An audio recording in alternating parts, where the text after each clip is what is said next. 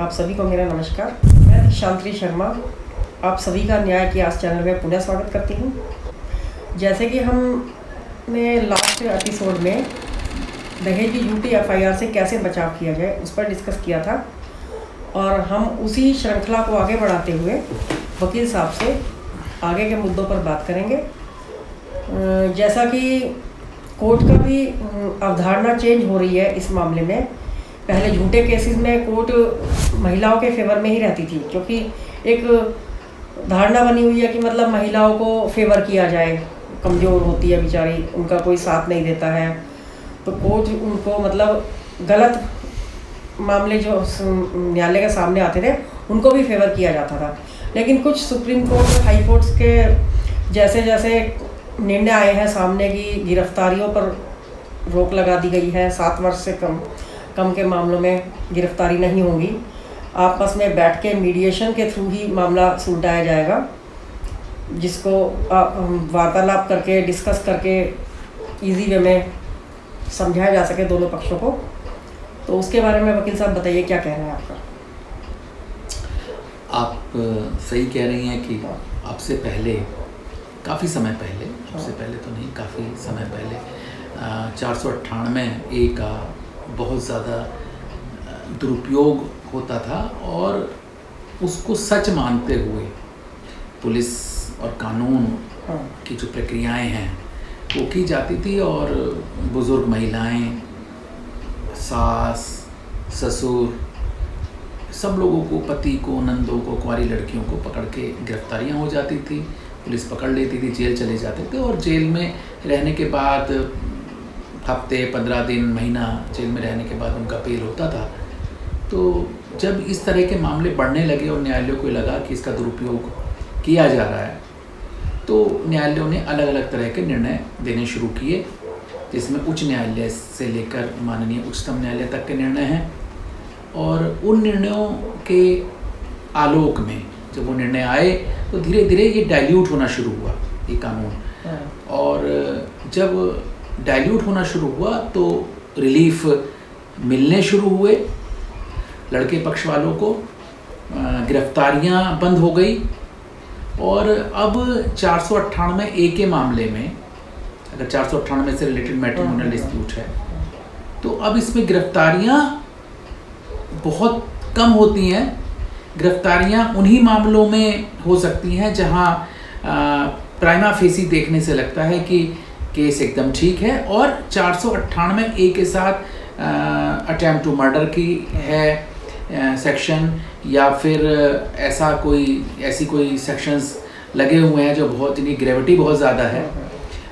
लेकिन केवल सेक्शन लगा देने से नहीं होता है, कोई लड़की कहे साबित भी करना होता है। हाँ, लगना चाहिए। जैसे अगर कोई एक आरोप लगा दे उदाहरण के तौर पे कि मेरा गला दबाने का प्रयास किया लड़के ने या उसके घर वालों ने या सब ने मिलके, और 307 का सेक्शन लग गया, तो इसमें भी गिरफ्तारियां नहीं होंगी, ऐसे मामलों में भी गिरफ्तारियां नहीं होंगी। और इनको सबको रोकने के लिए ये सब किया गया। और जहां अरनेश कुमार का एक बड़ा फेमस जजमेंट है सुप्रीम कोर्ट का, Arnesh Kumar versus state of Bihar का, उसमें सुप्रीम कोर्ट ने गाइडलाइंस जारी की और ये कहा कि भाई मैट्रिमोनियल्स मामलों में गिरफ्तारियों से बचो, गिरफ्तारियां ना करो।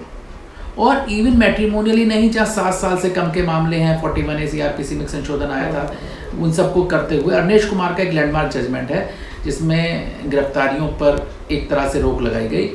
और अब 498A के मामले में गिरफ्तारियां नहीं होती हैं, पुलिस गिरफ्तार नहीं करेगी, और अगर पुलिस कोई गिरफ्तार करती है तो उसके खिलाफ अब प्रॉपर एक्शन लिया जा सकता है, उनके खिलाफ एक कानूनी कार्यवाही की जा सकती है।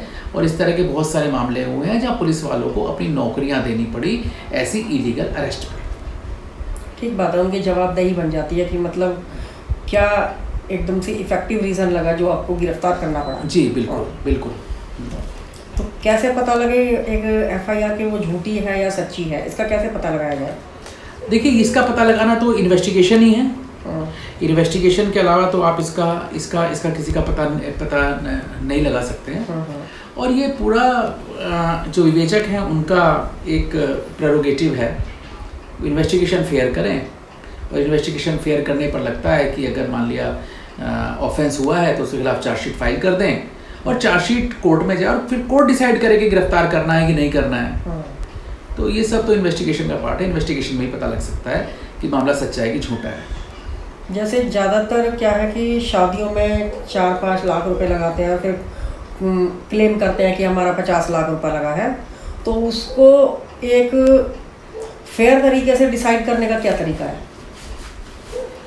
देखो, फेयर डिसाइड करने का तरीका तो जैसे मैंने बताया इन्वेस्टिगेशन में ही है, लेकिन इन्वेस्टिगेशन चूंकि फेयर नहीं होता, और आज मैं कुछ कानूनी पहलुओं को बताना चाहूँगा इस वार्ता में।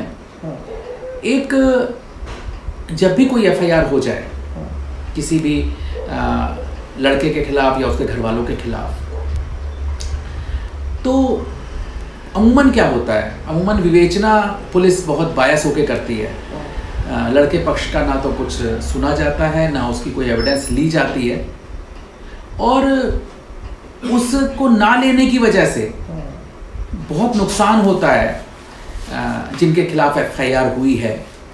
तो ऐसे मामलों में आप लोगों को, जिनके खिलाफ किसी की एफआईआर हो जाए, उनको अपनी सारी एविडेंस एप्लीकेशन सहित रिकॉर्ड पे लाने के लिए कंसर्न पुलिस कमिश्नर को, या जहाँ पर सीनियर सुपरिटेंडेंट ऑफ पुलिस हैं, एसएसपी हैं उनको, या जहाँ पर एसपी हैं उनको, जिस भी जिले में जो पुलिस अधिकारी है उच्च पद पर बैठा हुआ, उनको एक एप्लीकेशन दें, सारी एविडेंस उनको दें, और प्रेयर करें उस एप्लीकेशन में कि भाई ये हमारे पास एविडेंस हैं जिससे ये साबित होता है कि ये लड़की ने झूठे आरोप मेरे ऊपर लगाए हैं, जिनसे ये साबित होता है कि मामला दहेज का नहीं है, मामला नॉर्मल वियर एंड टीयर्स का है, मामूली झगड़े हैं घर के, उन घर के झगड़ों को लेकर इसने झूठे आरोप लगा दिए हैं, और इसने ब्लैकमेलिंग ये करना चाहती है लड़की, और वो एविडेंस उनको दें। और पुलिस, जब अथॉरिटीज़ को आप देंगे तो वो ऑर्डर पास करेंगे आईओ को, कि इन्वेस्टिगेटिंग ऑफिसर को, कि इस इन्वेस्टिगेशन करें। चूंकि ये कानून है, पुलिस एक्ट में ये प्रोविजंस हैं कि इन्वेस्टिगेशन को फेयर करना है। इन्वेस्टिगेशन में डिफेंस अगर कुछ देना चाह रहा है, कोई एक्यूज अपने पक्ष में कोई पेपर देना चाह रहा है, कोई बयान देना चाह रहा है, तो उनको भी रिकॉर्ड पे लिया जाएगा, और जो वादी पक्ष है जिसने मुकदमा लिखाया है उसके भी सारे एविडेंसेस को, उसके स्टेटमेंट्स को रिकॉर्ड पे लिया जाएगा। अब देखना, अब सवाल ये पैदा होता है कि पुलिस को दिया, पुलिस ने नहीं लिया, क्या करोगे भाई? आपके पास एक महत्वपूर्ण निर्णय है, Sakri Vasu versus state of UP, एक सुप्रीम कोर्ट का जजमेंट है जस्टिस मार्कंडे काटजू साहब का। उसमें ये कहा गया कि कोर्ट को मॉनिटरिंग की भी पावर है। अब ये जो कानून है मॉनिटरिंग का, अभी वो, और सकरी वासु के बाद दुनिया जहान के जजमेंट आए, बहुत सारे जजमेंट्स आए, अलग अलग न्यायालयों के जजमेंट आए, उच्च न्यायालयों के भी और सुप्रीम कोर्ट के भी। तो वो सकरी वासु अभी भी लैंडमार्क जजमेंट है, ओवररूल नहीं हुआ है, आज तक चलता है। सकरी वासु में यही कहा गया कि कोई भी ऐसी विक्टिम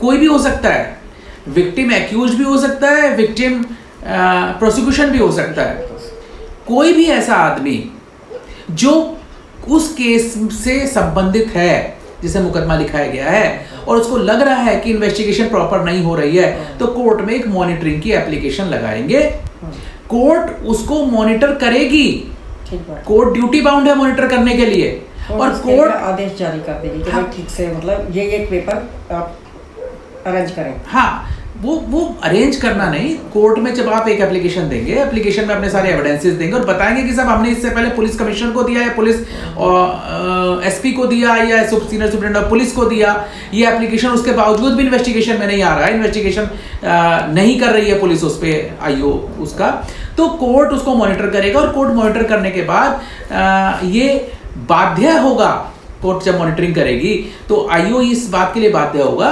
कि उस बिंदुओं पर जिनको आप चाहते हो उस पर भी इन्वेस्टिगेशन हो, और अगर उस पर इन्वेस्टिगेशन हो गई और आपके सबूत बहुत मजबूत हैं, आपकी एविडेंस क्रेडिबल है, तो उसमें चार्जशीट लगने की नौबत शायद ना आए, और आए भी, चार्जशीट भी लगे तो जब कोर्ट के सामने पेपर्स जाएंगे चार्जशीट के टाइम पे, तो कोर्ट दोनों की एविडेंसेस को देखेगा, और देखने के बाद हो सकता है डिस्चार्ज हो जाए, हो सकता है आपका ट्रायल चले तो आपके केस में आपका एक्विटल हो जाए। तो ये सबसे ज़्यादा इसका इस्तेमाल मॉनिटरिंग का करना चाहिए, और जो कि मैं देखता हूँ अपनी नॉर्मल प्रैक्टिस में कि नहीं करते हैं, मॉनिटरिंग का यूज़ करते नहीं हैं, और बिना मॉनिटरिंग के चार्जशीट आ जाती है, और चार्जशीट में केवल जो लड़की ने कहा या उसके घर वालों ने कहा उनके स्टेटमेंट्स आ जाते हैं, और स्टेटमेंट आने के बाद लड़का सालों साल मुकदमा लड़ता है, और जब डिफेंस का नंबर आता है कहीं जाके, जब प्रोसिक्यूशन अपनी एविडेंस को पूरी कर लेता है, जब लड़की और पुलिस की एविडेंस पूरी हो जाती है कोर्ट में, और जब डिफेंस यानी कि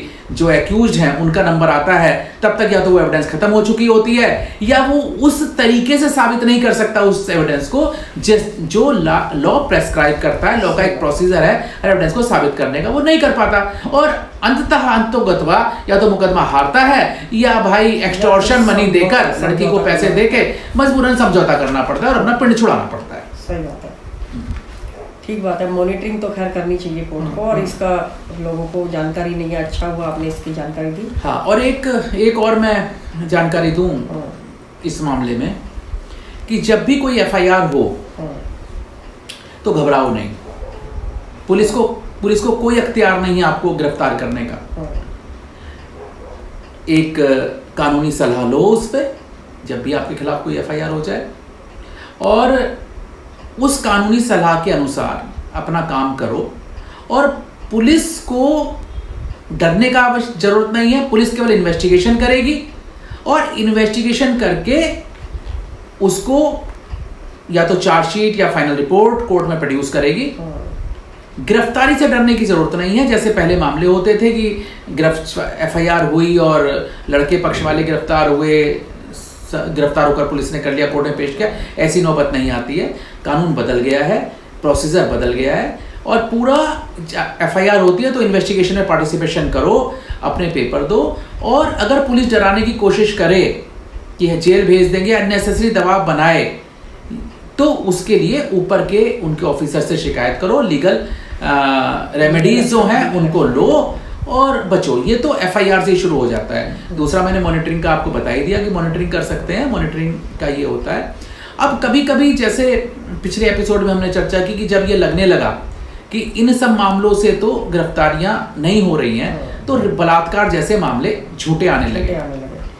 अब जब बलात्कार जैसे मामले झूठे आने लगे तो इसमें अदालतों में ही मामले पहुंचे। तो ये मैं नहीं कह रहा हूं, ये सुप्रीम कोर्ट ने बार बार कहा कि आज के माहौल में बलात्कार जैसे झूठे मामलों की टेंडेंसी पति और उसके घर वालों के खिलाफ लगाने की प्रवृत्तियां बढ़ गई हैं। ये ऑथेंटिक है, ये मेरा कहना नहीं है, ये कहना एक सुप्रीम कोर्ट का है। रिंकू बहेटी वर्सेस संदेश सरदा का एक मामला 2024 में हुआ, और उसमें सुप्रीम कोर्ट ने कहा कि आजकल के टाइम में 498, 376, 377 इस तरह के एक कंबाइंड पैकेज बना दिया है लड़कियों ने, और कंबाइंड पैकेज बना के एक्सटॉर्शन होने लगा है। सही बात है। कंबाइंड पैकेज बना के ब्लैकमेलिंग होने लगी है। तो इन सब मामलों में अगर कोई ऐसी एफआईआर हो जाती है जहां 376 और 377, हालांकि 377 का ऑफेंस अब थोड़ा डाइल्यूट हो गया है, पति के खिलाफ नहीं होता है, लेकिन फिर भी एफआईआर होती है। क्योंकि रेप की अगर एफआईआर हो गई ससुर पे या नंदोई पे या किसी और पे, तो फिर वहाँ गिरफ्तारी का डर होता है। तो ऐसे मामलों में अगर कोई एफआईआर हो जाए तो अपनी पूरी एविडेंसेस दें, मॉनिटरिंग लगाएं, और उसको पूरा दे कि भाई इसको साबित करो कि मतलब सच है या झूठ है। बिल्कुल साबित, हर चीज का इन्वेस्टिगेशन होता है, मेडिकल से साबित किया जा सकता है, या सर्कमस्टांसेस ऐसे हो सकते हैं। बिल्कुल ठीक है, इस तरह का हो सकता है। ठीक बात है, ठीक बात है। अच्छा, नॉर्मली देखा गया कि पुलिस का एक डर लोगों के दिमाग में होता है, वो एफआईआर के नाम पे ही डर जाते हैं, और पुलिस का फ़ोन आते ही या पुलिस का दरवाज़ा खटखटाते ही घबरा जाते हैं। इतना दिमाग मतलब अपना नहीं चला पाते कि भाई हम कोई लीगल एक्शन ले सकें या कहीं पर अपनी सुनवाई आगे बढ़ा सकें। जैसा कि आप ही के एक केस में देखा गया था कि रात को पुलिस घर से ही उठा कर ले गई। हाँ दूसरे थाने की। बिल्कुल। तो उसमें बेचारे वो आज तक सर्वाइव कर रहे हैं उस केस को। उनके फेवर में अभी कोई रास्ता उनको नजर नहीं आया। देखिए वही मैं कह रहा हूँ ना, कानून की अगर आपको जानकारी नहीं है तो आपको दिक्कतें आएंगी ही आएंगी। ठीक बात है। मैंने बताया कि अरनेश कुमार का जजमेंट, लैंडमार्क जजमेंट, उसमें कहा गया कि कोई पुलिस वाला 7 साल से कम के अपराधों को, उसके 41 से भी आ गया था सीआरपीसी में, तो उससे कम की सजा वाले अपराधों में गिरफ्तार नहीं कर सकते, गिरफ्तार करेंगे तो वजह लिखनी पड़ेगी। और 498A के मैट्रिमोनियल डिस्प्यूट में तो मना ही है एक तरह से, एक्सेप्शनल केसेस में ही केवल अरेस्टिंग हो सकती है, और वो भी कॉज बताना पड़ेगा अरेस्टिंग क्यों होगी, अदरवाइज अरेस्टिंग नहीं होती है। तो ये सब पुलिस अगर कोई ऐसा करती है, पुलिस आपको इन्वेस्टिगेशन के लिए बुला सकती है, इन्वेस्टिगेशन में आपको ज्वाइन करना चाहिए। और इन्वेस्टिगेशन में भी ओरल नहीं होता है नोटिस, पुलिस अमूमन देखने मिलता है पुलिस ने फोन किया आ जाओ, पुलिस ने ऐसे ही कहा भाई आजा, भाई तेरे खिलाफ FIR है, आजा बयान दे, जाने की जरूरत नहीं है, मना करो नहीं जाना, बताओ उनको कि आप एक नोटिस हमें दो, कितने बजे किस जगह पे कहाँ पहुंचना है, सही बात है, तो हम पहुंचेंगे। अगर ये सब अनऑफिशियली अगर पुलिस बुलाती है तो नहीं जाओ, मना कर दो। सही बात है। क्योंकि कानून इतना ही पुलिस वाले के लिए है, इतना ही मेरे लिए है, इतना ही जज के लिए है। हिंदुस्तान का प्रत्येक नागरिक हिंदुस्तान के कानून से बंधा हुआ है, तो पुलिस से घबराने की जरूरत नहीं। आप नोटिस अगर कहेंगे तो मैंने प्रैक्टिस में देखा है कि जब आप कानून की बात पुलिस से करते हैं तो पुलिस 2 कदम पीछे हटती है, केवल उन्हीं को डराती है जिनको कानून की जानकारी नहीं है। आप फेस कीजिए, कानून बताइए, बदतमीजी करे तो उसको प्यार से समझाइए, उसकी शिकायत कीजिए। अगर बदतमीजी करता है तो अपनी ड्यूटी के बियॉन्ड जाता है तो उसका काम केवल इन्वेस्टिगेशन करना है, हरैसमेंट करना उसका काम नहीं है। ठीक बात है। ठीक है, ये बात आपने सही कही है कि किसी भी प्रेशर में आके आप मतलब अपना, जैसे कि प्रेशर में गलत बयान भी रिकॉर्ड कर लेती है पुलिस कई बार। हाँ, ये भी देखा गया है जो उनके खिलाफ पहुंच जाता है। चलिए अभी एक और मसले पे, जो कि हम ये जो जानकारी देने की कोशिश कर रहे हैं या ज्ञान थोड़ा लोगों का बढ़ाने की कोशिश कर रहे हैं इस बिंदु पे। अब एक judgement Ankit Singh versus state of UP है, इसको जो लोग व्यूअर्स सुन रहे हैं या जो समझ सकते हैं इन बातों को, तो अगर Ankit Singh versus state of UP एक ऑनरेबल इलाहाबाद हाई कोर्ट का एक जजमेंट है, बहुत अच्छा जजमेंट है जस्टिस चौहान साहब का। उसमें स्टेट गवर्नमेंट्स को डायरेक्शन दी गई हैं, जैसे कि मैंने पिछली वीडियो में बताया था डिस्ट्रिक्ट प्रोबेशन ऑफिसर के बारे में, मैंने पिछली वीडियो में बताया था कैसे एक लिस्ट सामान की तैयार होनी चाहिए। वो पहला स्टेप है, शादी के वक्त से शुरू हो जाता है। एक इस जजमेंट को पढ़ें, Ankit Singh versus state of UP को, और इसमें उस जजमेंट में बताया गया कि कैसे लड़के फंस रहे हैं, कैसे लड़के पक्ष वालों के खिलाफ झूठी FIR हो रही हैं। और अगर इस जजमेंट को आप पढ़ लेंगे तो आपको नॉलेज होगा कि आपको क्या क्या बचाव में करना है। जैसे 2 लाख रुपए से ऊपर का लेन देन इनकम टैक्स एक्ट बाढ़ करता है, और अगर लड़के वाले के ऊपर ये आरोप लड़की लगाती है या लड़की पक्ष वाले लगाते हैं कि साहब हमने दहेज में इनको 5 लाख कैश दिया, 7 लाख कैश दिया, 10 लाख कैश दिया, 50 लाख कैश दिया, जो भी अमाउंट 2 लाख से ऊपर लगा रहे हैं कैश का, तो अपने में एक ऑफेंस है। अगर ऐसा कोई आरोप लगाया जाता है तो लड़के पक्ष वालों तुरंत एक इनकम टैक्स कमिश्नर को एप्लीकेशन दो, उनकी शिकायत करो कि साहब ये कैश का लेन देन करते हैं, जो कि वो एडमिट कर रहे हैं। ठीक बात है। जैसे मैंने पिछली बार बताया था कि उन्होंने कहा हमने दहेज दिया लड़कों के मांगने पे, उनके खिलाफ FIR लिखाओ लड़की के खिलाफ, कि लड़की के घर वालों के खिलाफ, कि भाई इन्होंने दहेज दिया है, ये अपराध है, इनके खिलाफ ट्रायल शुरू करो। तो जब ट्रायल शुरू होंगे इस तरह के, लड़के के खिलाफ भी लड़की के खिलाफ भी, अगर लड़की झूठी करती है तो लड़का तो झूठा नहीं कर रहा है, वो उसी को अगर वो दहेज मांगने की बात करते हैं कि हमने दहेज दे दिया है, अपने आप में ऑफेंस है। 2 लाख से ऊपर अगर कैश दहेज में दे दिया, वो अपने आप में ऑफेंस है। और अगर उसके पास सोर्सेज नहीं है, मीन्स नहीं है पैसे देने के, तो उसके बारे में भी अगर वो कहे कि शादी में 50 लाख रुपया लगाया और वो शादी उसके पास सोर्सेज नहीं है, उसका भी इनकम टैक्स कमिश्नर को शिकायत करो। एक इंक्वायरी सेटअप होगी तो पता लगेगा कि ये झूठ बोल रहा है। 50 लाख के बीज तो इसके पास थे ही नहीं। ट्रांसपेरेंसी बन जाएगी कि मतलब ये वाकई में इसकी कंडीशन है 50 लाख खर्च करने की या नहीं है। ये तरीके हैं जिनसे कि आप बच सकते हो। सही बात है। तो अंकित सिंह का जजमेंट एक अच्छा जजमेंट है। अभी कॉन्ट्राडक्टरी आपस में मतलब इस तरह की बातें होंगी तो केसेस भी कम आएंगे। हाँ, और उत्तर प्रदेश में एक अच्छा सा एक गवर्नमेंट ऑर्डर अभी 2024 में पास हुआ और उसमें ये मैंडेटरी कर दिया गया है कि अगर कोई रजिस्ट्रेशन मैरिज का कराना है यूपी में तो ये मैंडेटरी है कि एक सामान की लिस्ट फाइल उसके साथ होगी।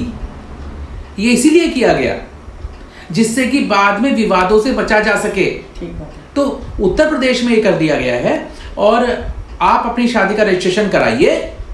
जिनकी शादियां हो रही हैं वो सब शादियों का रजिस्ट्रेशन कराएं और उस शादी के रजिस्टर में जब ये मैंडेटरी प्रोविजन आ गया कि लिस्ट आप फाइल करेंगे सामान को, लिस्ट के बारे में मैंने पिछले एपिसोड में चर्चा की कि कैसे बनेगी, दोनों के दस्तखत होंगे और कौन सा एक्ट है उस पर होगा।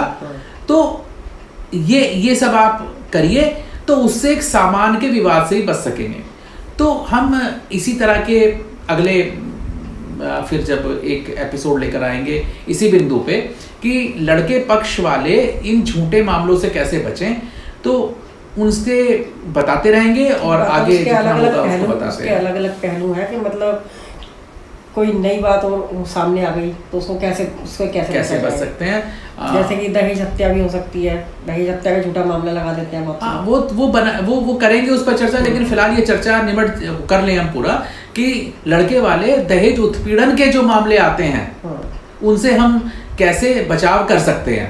अभी हम इसी बिंदु पे 2-3 और एपिसोड शायद बन पाएंगे इस पे, चूंकि अभी हमने सामान का बता दिया, सामान की लिस्ट का बताया, हमने आज कुछ जजमेंट्स की चर्चा की है, उन जजमेंट्स के बारे में बताया है और इनकम टैक्स के बारे में बताया, इनकम टैक्स में आप कैसे शिकायत करें और कैसे आप FIR लॉन्च कराएं या कंप्लेंट केस लॉन्च कराएं, इन सब के बारे में हो सकता है। और पिछले एपिसोड में जो मैंने एक वीडियो पे बताया था तो एक महाशय का एक कमेंट आया था कि क्या हम कोई मुकदमा जब चल रहा है केस उसी दौरान लड़की पक्ष पे कर सकते हैं? तो बिल्कुल कर सकते हैं। बिल्कुल एक केस ट्रायल के और ड्यूरिंग ट्रायल ही करना चाहिए, क्योंकि एक काउंटर वर्जन रहे। ये करेंगे जब तक लड़कियों को झूठे मुकदमों में आप सजा नहीं दिलाओगे तब तक ऐसे झूठे मुकदमे आते रहेंगे, फेस करते रहोगे, सोसाइटी में ऐसा चलता रहेगा, कोर्ट में भीड़ बढ़ती रहेगी। और मेरा पर्पस ये नहीं है कि विक्टिम हमेशा लड़का ही होता है, लड़की भी विक्टिम होती है। बहुत से सच्चे मामले होते हैं, सच मामले होते हैं और उसमें बेचारी लड़की सालों साल अदालतों में घूमती है, उसको न्याय नहीं मिल पाता है। और वो उसी वजह से हो रहा है कि जब झूठे मामले आने शुरू हो गए बहुत ज्यादा, तो लड़कियों के आरोपों को संदेह की दृष्टि से प्रत्येक व्यक्ति कानून में जो काम करता है वो देखने लगा है। उसको देखने से उनका नुकसान हो रहा है, लेकिन लड़कियों के भी अपने भाई परेशानियां हैं, लड़कों की अपनी परेशानियां हैं। तो देखने से ही जानवर है या नहीं है वो लग जाता है, सबको लग जाता है। तो ठीक बात है, इसीलिए कोर्ट्स को कुछ स्ट्रिक्ट एक्शन लेने पड़े इनके खिलाफ। बिल्कुल। चलिए ठीक है, ये वार्तालाप अभी हम यहीं विराम देते हैं, आगे किसी और टॉपिक को लेकर मिलेंगे। तब तक के लिए नमस्कार। नमस्कार। धन्यवाद।